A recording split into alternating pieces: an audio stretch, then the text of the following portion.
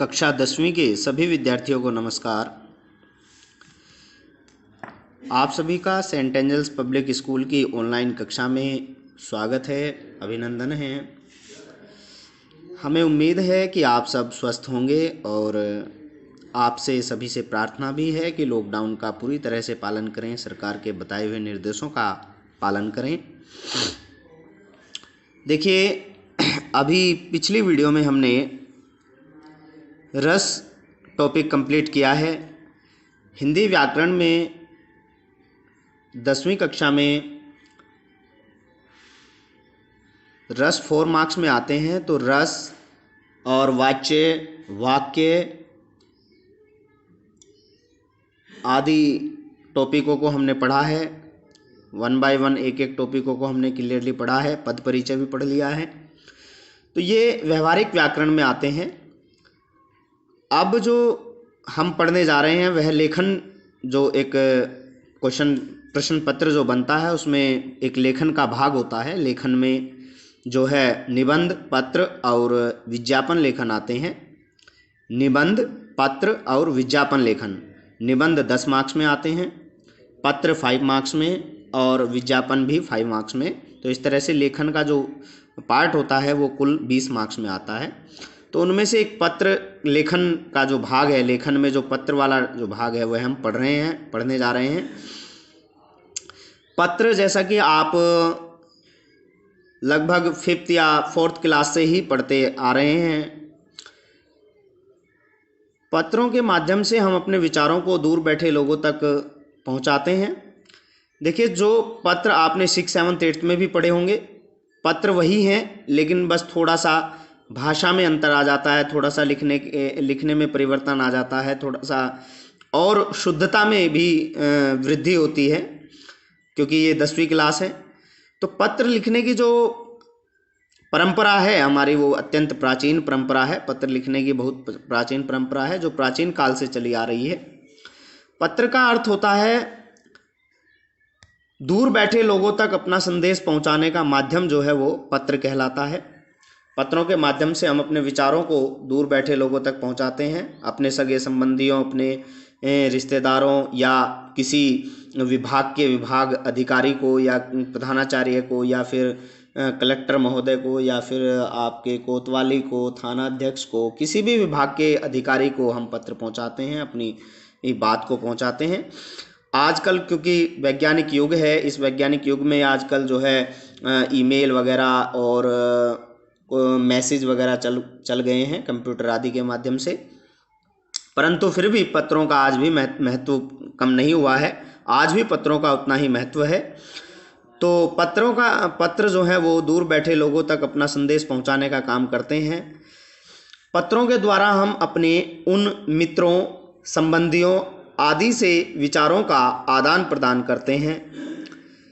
पत्र लेखन एक कला है और यह कला मानव जीवन में बहुत महत्वपूर्ण है। पत्र लेखन के समय शब्दों का बहुत सोच समझकर हमें प्रयोग करना चाहिए। देखिए, पत्र लिखने की परंपरा बहुत प्राचीन है और इसके लेखन की जो शैली है वह भी अलग अलग है, भिन्न भिन्न होती है। पत्र लेखन के समय शब्दों का सोच समझकर हमें प्रयोग करना है। जिस प्रकार धनुष से तीर निकलकर वापस नहीं आता है, जिस प्रकार धनुष से निकला हुआ तीर वापस नहीं आता है, उसी प्रकार पत्र लेखन के माध्यम से जो हम उसमें शब्दों का प्रयोग करते हैं और जो पत्र को प्राप्त करता है उस पर जो असर पड़ेगा, उस पर जो प्रभाव आपका पड़ेगा, उसे हम नहीं मिटाया जा सकता है। तो पत्रों से पत्र प्राप्तकर्ता पर जो असर होगा उसे कभी नहीं मिटाया जा सकता है। इस तरह से जीवन में सफल होने के लिए प्रभावी पत्र लेखन क्षमता आपको होनी चाहिए, आपके अंदर होनी चाहिए। यह भी एक कला है, पत्र लिखना एक कला है। कला में आता है पत्र लिखना, जो है आवश्यक ये कौशल माना जाता है। अपने विचारों और भावों की अभिव्यक्ति के लिए पत्र लेखन का प्रयोग किया जाता है। अपने सगे संबंधियों, पदाधिकारियों, मित्रों, संपादकों या किसी विभागीय अधिकारियों को यह जो है जोड़ने की कला जो है वो पत्र लेखन कहलाती है। पत्र का हमारे जीवन में बहुत महत्वपूर्ण महत्व है। यह हमारे जीवन का महत्वपूर्ण एक तरह से अंग है जो लोगों को समाज से जोड़कर रखने का काम करता है। पत्र जो है, आप जैसे कि मानव जीवन में पत्र बहुत उपयोगी है, ये मैंने आपको बताया। पत्रों के द्वारा जो है हम समाज को जोड़े रखते हैं, साथ ही जो है अपनी समस्याओं के बारे में भी हम अपने जो है अनेक अधिकारियों से संपर्क करते हैं पत्रों के माध्यम से। तो पत्रों का बहुत महत्व है। भले ही आज जो है कंप्यूटर, मोबाइल आदि का, ट्विटर, फेसबुक या व्हाट्सएप या फिर ईमेल आदि का जो है प्रचलन हो गया हो, परंतु पत्र की आज भी उतनी ही उपयोगिता है जितनी प्राचीन समय में थी। तो पत्रों के माध्यम, देखिए पत्र जो है, पत्र में किस तरह का आपका प्रश्न आएगा, जैसे बोर्ड की जो क्लास है 10वीं, उसमें किस तरह का प्रश्न आपकी कक्षा में आएगा। प्रश्न की प्रकृति देखिए आप, प्रश्न किस तरह का आएगा।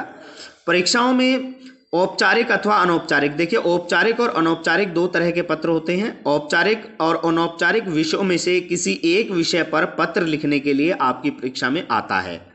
ये पत्र लिखने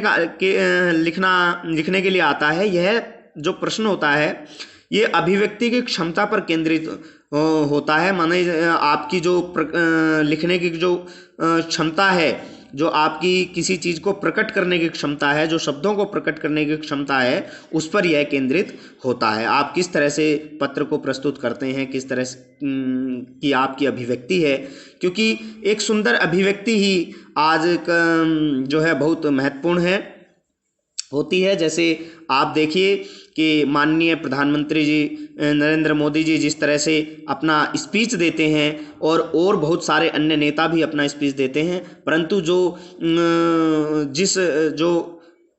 जो आनंद माननीय प्रधानमंत्री नरेंद्र मोदी जी के स्पीच को सुनने में मिलता है वो अन्य नेताओं के भाषणों को सुनने में नहीं मिलता है। तो अभिव्यक्ति